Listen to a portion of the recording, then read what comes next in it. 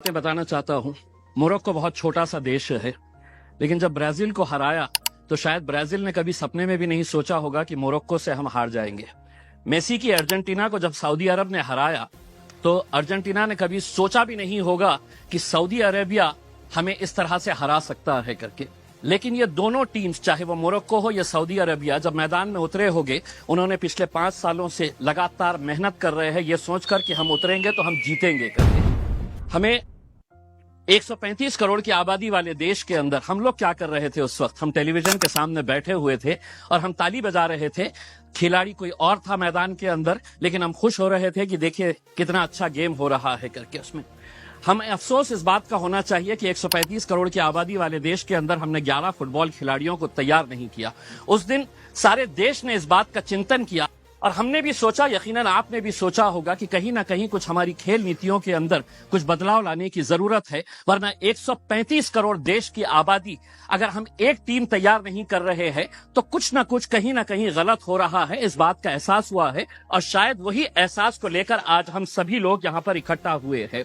मंत्री जी, मैं आपसे पूछना चाहता हूँ, यूएस और चाइना ऐसा क्या कर रहा है कि उनके खिलाड़ी मैदान के अंदर उतरते हैं? कोई भी इंटरनेशनल इवेंट जब ऑर्गेनाइज होता है तो उनके खिलाड़ी गोल्ड ऐसे ही हंसते हंसते लेकर चले जाते हैं। हम एक गोल्ड अगर लेके आ जाते हैं तो पूरा देश सेलिब्रेट करता है, बल्कि प्राइम मिनिस्टर ले लीजिएगा, पूरे मिनिस्टर्स ले लीजिएगा, पूरे चीफ मिनिस्टर्स उसका जश्न मनाते हैं, जबकि हमारे पास पोटेंशियल इससे ज्यादा है। कहीं ना कहीं हम कुछ ऐसा नहीं कर पा रहे हैं वो कर रहे हैं करके। वो क्या कर रहे हैं? तो वो बचपन से ही अपने खिलाड़ियों को आइडेंटिफाई कर रहे हैं, कौन हमारा खिलाड़ी कौन से खेल के अंदर है, और उसके बाद पूरी जिम्मेदारी उनके स्पोर्ट्स एसोसिएशन, फेडरेशन और वहां की सरकार उठा रही है।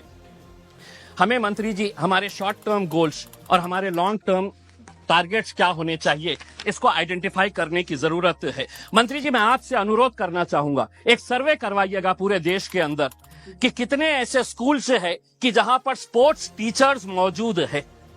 पूरे देश के अंदर, चाहे वो प्राइवेट स्कूल्स हो या गवर्नमेंट स्कूल्स है, स्पोर्ट्स टीचर्स कितने स्कूल्स के अंदर है। एक सर्वे करवाइएगा कि कितने स्कूल्स के अंदर प्लेग्राउंड्स मौजूद है। एक सर्वे करवाइएगा कि अगर ग्राउंड मौजूद है तो स्कूल के अंदर क्या एक फुटबॉल है, एक क्रिकेट का किट है, एक रेसलिंग का मैट है, क्या वहां पर बास्केटबॉल के लिए कोई सुविधा है। एक सर्वे करवा लीजिएगा पूरे देश के प्राइवेट, और तब आपको पता चलेगा कि हम लोग अगर खेलों के अंदर पीछे है तो इसकी वजह क्या है।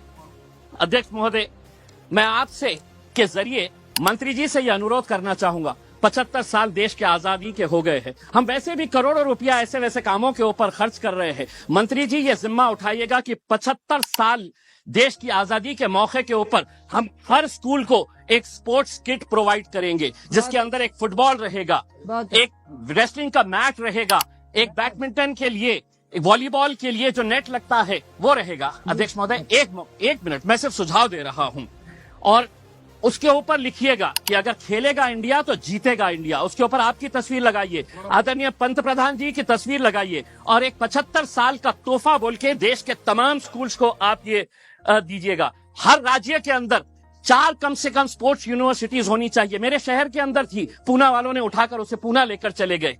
हम जमीन ढूंढते रह गए और उन्होंने कहा कि नहीं, हम पूना लेकर चले जाएंगे। 4 स्पोर्ट्स यूनिवर्सिटी जिसका फोकस एरिया यही होना चाहिए, sports education, sports management, sports science, sports research और स्पोर्ट्स न्यूट्रिशन।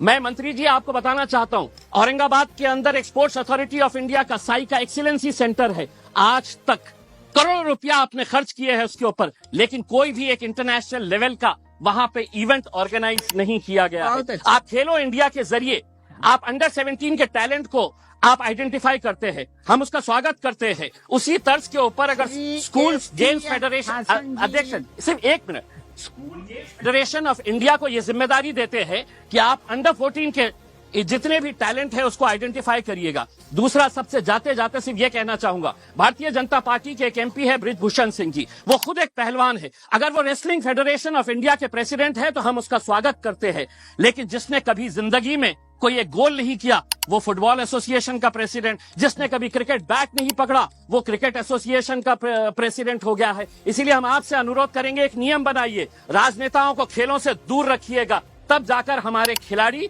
दुनिया के ऊपर राज करेंगे। बहुत बहुत धन्यवाद। श्री एस.सी. हसन जी, एसोसिएशन का प्रेसिडेंट कौन है? बहुत बहुत वो तो कल्याण चौबे है।